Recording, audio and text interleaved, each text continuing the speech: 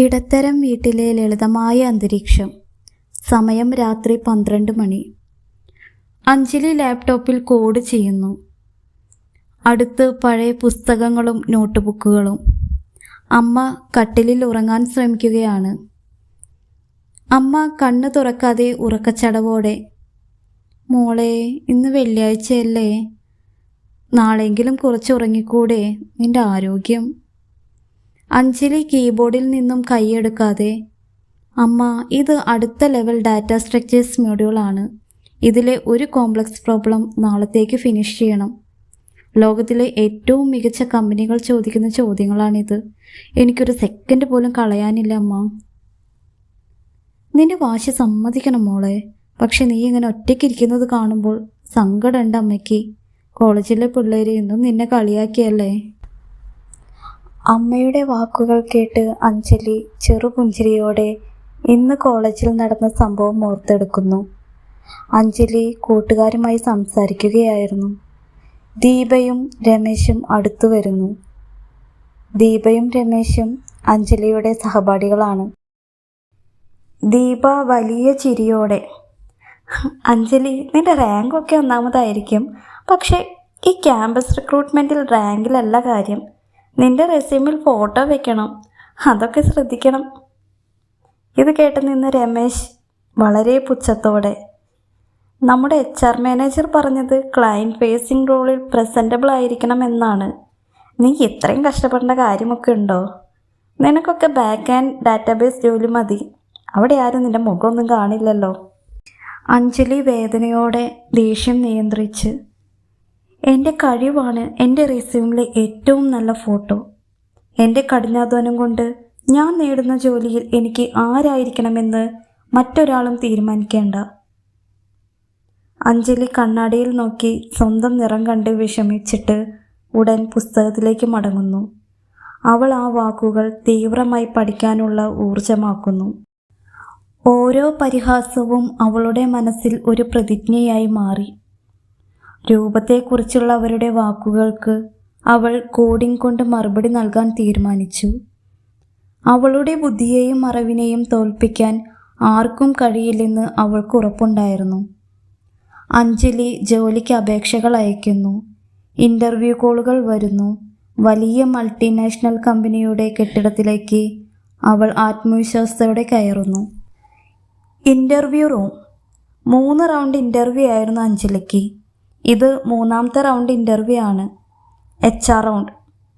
HR manager കൈകൊണ്ട് ആംഗ്യം കാണിച്ച് അഞ്ജലിയോട് ഇരിക്കാൻ പറയുന്നു. എന്നിട്ട്, അഞ്ജലി, ടെക്നിക്കൽ റൗണ്ടുകളിൽ നിങ്ങൾ ഞങ്ങളെ അത്ഭുതപ്പെടുത്തി. പക്ഷേ ഒരു ചോദ്യം, ഞങ്ങളുടെ കമ്പനിക്ക് പലപ്പോഴും വിദേശ ക്ലയൻറ്റുമാരുമായി നേരിട്ട് ഇടപഴകേണ്ടി വരും. നിങ്ങൾ എങ്ങനെയാണ് ഹൈ പ്രൊഫൈൽ മീറ്റിങ്ങുകളിൽ ഞങ്ങളെ പ്രതിനിധീകരിക്കാൻ പോകുന്നത്? അഞ്ജലി നട്ടെല്ല് നിവർത്തി ദൃഢശബ്ദത്തിൽ, സർ, ഒരു IT കമ്പനിക്ക് ക്ലയൻറ്റിന് നൽകാൻ കഴിയുന്ന ഏറ്റവും മികച്ചത് ഗുണമേന്മയുള്ള പരിഹാരങ്ങളാണ്. എൻ്റെ വർക്ക് അതിൽ കുറവായിരിക്കില്ല. ഞാൻ സാങ്കേതികമായി ശക്തയാണ്. ആശയവിനിമയ ശേഷിയുണ്ട്. ഞാനാണ് ക്ലയൻ്റ് എങ്കിൽ എനിക്കാവശ്യം പ്രശ്നം പരിഹരിക്കുന്ന ഒരാളെയാണ്, അല്ലാതെ നന്നായി അണിഞ്ഞൊരുങ്ങി വരുന്ന ഒരാളെയല്ല. അഞ്ജലിയുടെ വാക്കുകൾ പറഞ്ഞ് അവസാനിപ്പിച്ച ശേഷം 2ാമത്തെ ഇൻ്റർവ്യൂവർ, പക്ഷെ നിങ്ങളുടെ മുൻ സഹപാഠികൾ ചില ഫീഡ്ബാക്കുകൾ നൽകിയിട്ടുണ്ട്. നിങ്ങളധികം സോഷ്യലല്ല, ടീം പ്ലെയർ അല്ല എന്നൊക്കെ. ഒരു കോർപ്പറേറ്റ് അന്തരീക്ഷത്തിൽ ടീം വർക്ക് പ്രധാനമാണ് അഞ്ജലി. സർ, ഞാൻ എൻ്റെ സമയം സോഷ്യലൈസേഷന് വേണ്ടി കളയുന്നതിന് പകരം എനിക്ക് നൽകിയിട്ടുള്ള ടാസ്കുകൾ 100% കൃത്യതയോടെ പൂർത്തിയാക്കാൻ ഉപയോഗിക്കുന്നു. എൻ്റെ ലക്ഷ്യം വ്യക്തിപരമായ സൗഹൃദങ്ങളല്ല, പ്രൊജക്റ്റ് വിജയമാണ്. എന്നിൽ ടീമിലെടുക്കുകയാണെങ്കിൽ എൻ്റെ അറിവ് ആ ടീമിൻ്റെ ഏറ്റവും വലിയ മുതൽക്കൂട്ടായിരിക്കും. എൻ്റെ വർക്ക് ഞങ്ങൾക്ക് വേണ്ടി സംസാരിക്കും. ഇൻ്റർവ്യൂവർമാർ പരസ്പരം നോക്കുന്നു. HR മാനേജർ ഒരു ചെറിയ പുഞ്ചിരിയോടെ, നിങ്ങൾ തീർച്ചയായും ഒരു മികച്ച ഉദ്യോഗാർത്ഥിയാണ് അഞ്ജലി. നിങ്ങളുടെ കോൺഫിഡൻസ് ഞങ്ങൾക്കിഷ്ടമായി. അഞ്ജലിക്ക് ഓഫർ ലെറ്റർ കിട്ടുന്നു. അവൾ വീട്ടിൽ വന്ന് അച്ഛനമ്മയ്ക്കും കൈമാറുന്നു.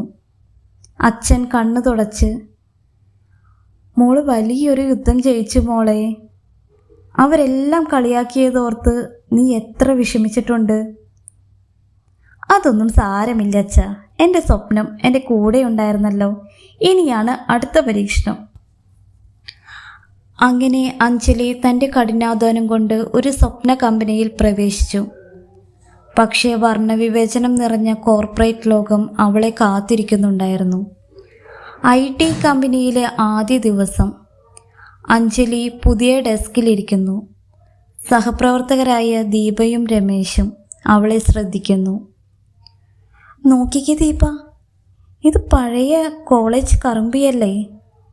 എങ്ങനെ ഇവിടെ കയറിയെന്ന് എത്ര ആലോചിച്ചിട്ടും മനസ്സിലാവുന്നില്ല. മാനേജർ ഇതൊന്നും ശ്രദ്ധിക്കുന്നില്ലേ?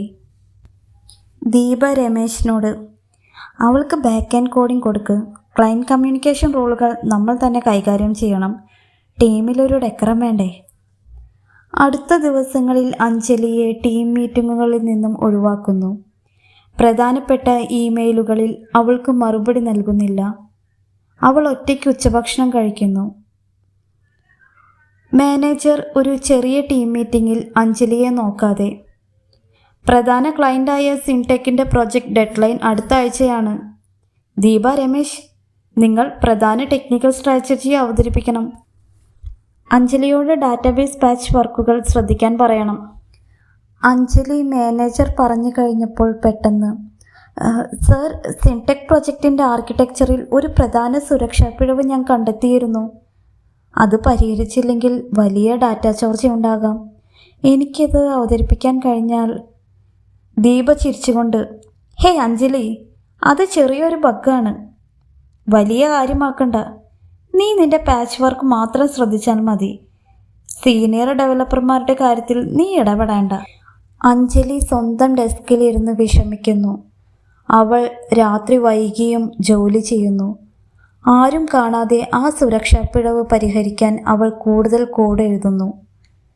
അഞ്ജലി സ്വയം, എന്നെ തടയാൻ നോക്കിയാൽ ഞാൻ കൂടുതൽ ശക്തയാവും. എൻ്റെ വർക്ക്, എൻ്റെ അറിവ്, അതാണ് എൻ്റെ ആയുധം. അടുത്ത ദിവസം സിൻടെക് പ്രൊജക്റ്റ് ക്ലയൻറ്റിന് മുന്നിൽ അവതരിപ്പിക്കുന്നു. വലിയൊരു മീറ്റിംഗ് റൂം. ക്ലയൻറ്റ് പ്രതിനിധി, ഞങ്ങൾക്ക് ഈ ആർക്കിടെക്ചർ ഇഷ്ടമായി, പക്ഷേ സുരക്ഷയുടെ കാര്യത്തിൽ ഒരു ചെറിയ സംശയം. കഴിഞ്ഞ ദിവസം മറ്റൊരു കമ്പനിക്ക് വലിയൊരു സെക്യൂരിറ്റി ബ്രീച്ച് ഉണ്ടായി. നിങ്ങളുടെ സൊല്യൂഷൻ എത്രത്തോളം സുരക്ഷിതമാണ്?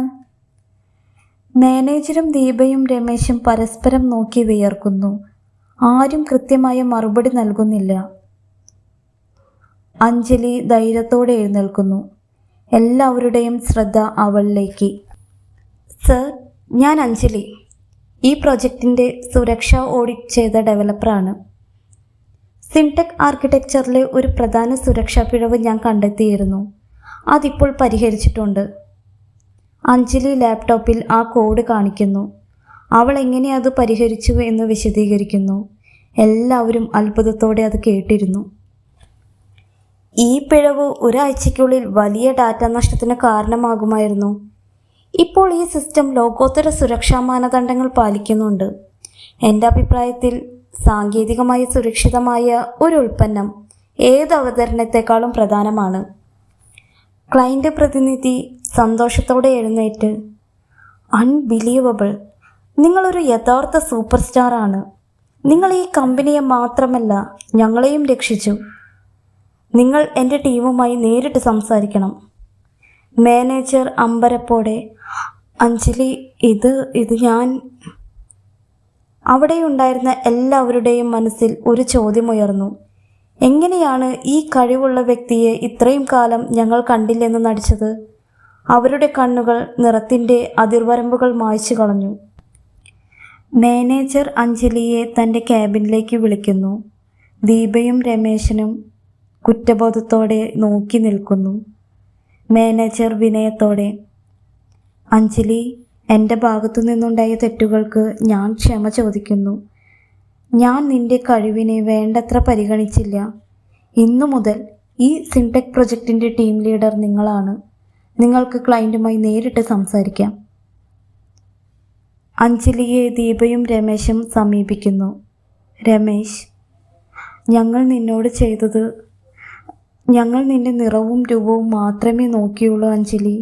നിന്റെ കഴിവിനെ ഞങ്ങൾ മനഃപൂർവ്വം മറച്ചു പിടിച്ചു. മാപ്പ്.